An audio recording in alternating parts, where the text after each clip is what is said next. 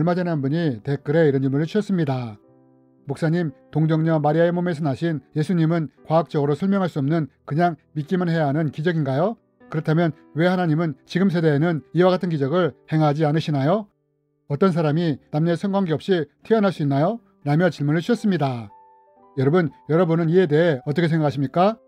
이번 시간에는 왜 예수님은 동정녀를 통해 탄생해야 했으며 또 이 기적 사건 안에는 어떤 깊은 뜻이 숨겨져 있는지에 대해 함께 나누기 원합니다.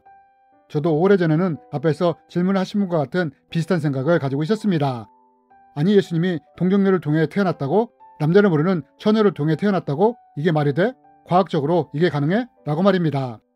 저는 도저히 이것을 이해할 수 없었고 결국 전도사님을 찾아가 이것에 대해 묻게 되었습니다. 그러자 전도사님이 이때 뭐라고 말씀하셨느냐? 성경은 그냥 믿는 거야 하면서 아무런 설명도 하지 못했다는 것입니다. 저는 결국 이 대답을 듣고 더욱더 성경을 믿을 수가 없게 되었고 비과학적인 것이라고 생각하게 되었습니다.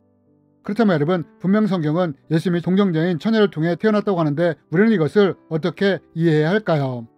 또 하나님이 이것을 기적적으로 행하셨다면 왜 지금은 이런 기적을 행하시지 않는 걸까요? 이제부터 이에 대해 말씀드리기 원합니다. 여러분, 성경은 분명하게 예수님이 남녀의 성관계 없이 동정녀였던 마리아를 통해 태어났다고 이렇게 말을 합니다.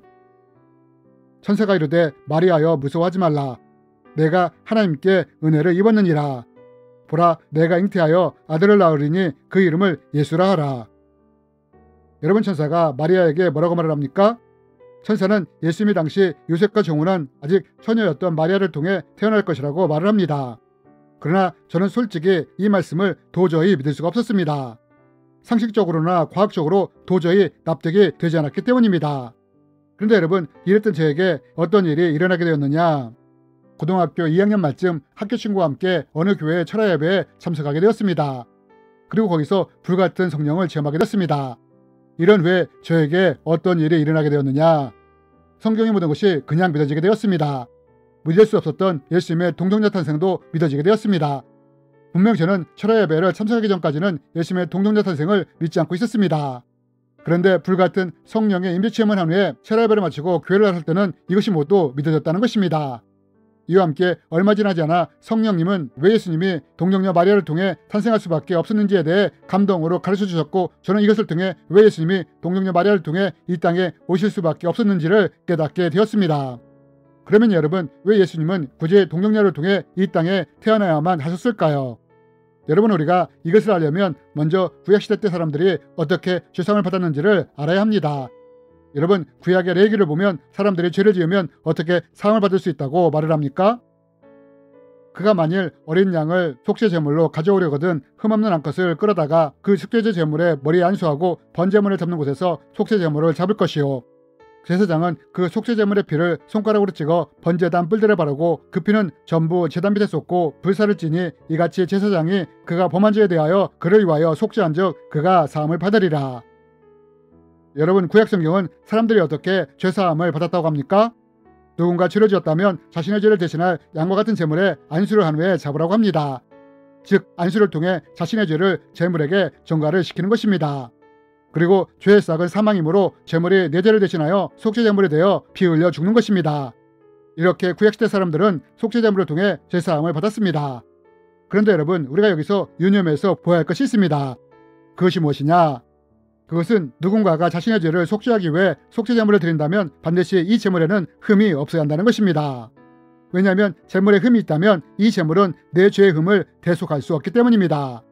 이런 이유로 누군가 죄사함을 받기 위해 대속 제물을 바칠 때는 반드시 흠이 없는 제물을 바쳐야 했습니다. 그리고 우리가 이러한 구약시대의 죄사함의 원리를 알게 될 때 왜 예수님이 동정녀를 통해 태어날 수밖에 없었는지를 알 수 있게 됩니다. 여러분, 하나님은 인간을 창조하실 때 하나님의 형상을 담게 창조하셨습니다. 하지만 아담과 하와가 죄를 지으면서 어떻게 됩니까? 이후부터는 모든 태어나는 사람들은 원죄의 속성을 가지고 태어나게 되었다는 것입니다. 즉, 하나님의 형상이 아니라 죄성을 가지게 된 아담의 형상을 담게 태어나게 되었다는 것입니다.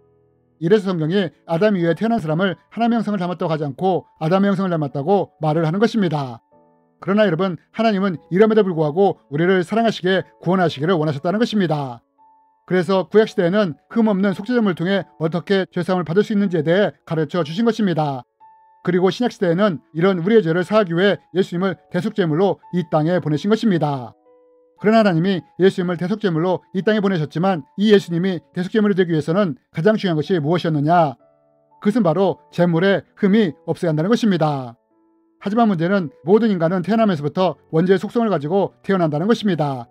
즉 원죄라는 흠을 가지고 태어나게 된다는 것입니다. 그런데 만약 예수님이 남녀의 성관계를 통해 태어나게 된다면 어떻게 되느냐? 예수님에게도 원죄의 속성이 흐르게 된다는 것입니다. 그리고 만약 예수님이 이런 흠을 가지게 된다면 대속제물이 될 수가 없다는 것입니다. 여러분, 이런 이유로 예수님이 성령을 통해 동정녀를 통해 탄생할 수밖에 없었던 것입니다. 이렇게 태어날 때 예수님이 원죄의 속성을 가지지 않은 채 태어날 수 있기 때문입니다. 그리고 이렇게 흠 없이 태어나셔야만 우리의 죄를 대속할 수 있는 흠 없는 대속제물이 될 수 있기 때문입니다. 그래서 예수님이 이렇게 말씀하신 것입니다. 인자가 온 것은 섬김을 받으려 함이 아니라 도리어 섬기려 하고 자기 목숨을 많은 사람의 대속물로 주려 함이니라. 여러분, 이렇게 예수님이 우리 죄를 사하기 위한 흠없는 대속제물이 되셔야 했기에 태어날 때 동정녀를 통해 태어나게 된 것입니다. 이렇게 태어날 때 원죄의 속성을 가지지 않은 채 태어날 수 있기 때문입니다. 그리고 앞에서 질문해 주신 분은 하나님이 동정녀의 기적을 일으키셨는데 왜 지금은 이런 기적을 일으키지 않느냐고 물으셨는데 이것은 하나님이 예수님을 통해 우리를 향한 구원 계획을 완전히 완성하셨기 때문입니다. 이래서 예수님이 십자가에 돌아가실 때 다 이루었다라고 말씀을 하신 것입니다. 이런 이유로 더 이상 예수님 같은 분이 다시 태어날 필요가 없게 동정녀 탄생과 같은 기적 사건이 더 이상 일어나지 않는 것입니다. 여러분, 솔직히 이성적이고 상식적인 사람들은 예수님의 동정녀 탄생을 믿을 수가 없습니다. 너무 비과학적이고 허무맹랑하게 들리기 때문입니다. 저도 그랬습니다. 그러나 이것을 믿을 수 있는 한 가지 방법이 있습니다. 그것이 무엇이냐? 예수님을 동정녀 마리아에게서 잉태케 하셨던 성령님이 우리 안에 오셔서 이에 대한 믿음을 심어주신다면 우리가 이것에 대해 믿을 수 있게 된다는 것입니다. 그리고 실제로 저는 이것을 체험했습니다.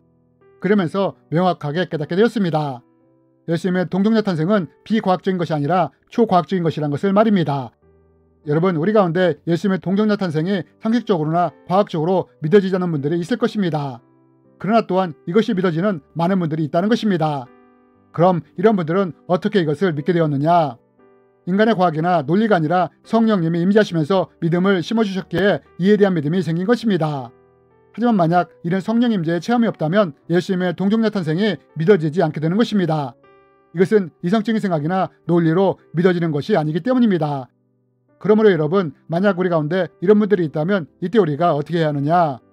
이럴 때는 솔직히 내 마음을 하나님께 고백하는 것입니다. 이것이 믿어지지 않는다고 말입니다. 그리고 하나님께 이런 내 마음에 믿음을 심어달라고 기도를 하는 것입니다. 이렇게 기도하기 시작한다면 어느 순간 성령님이 우리 안에 믿음을 심어주심으로 자신도 모르게 믿음이 생기는 것을 경험하게 될 것입니다. 이것이 바로 세상의 방법으로는 절대 경험할 수 없는 하나님의 기적이자 신비인 것입니다. 주님의 이름으로 여러분을 축복합니다.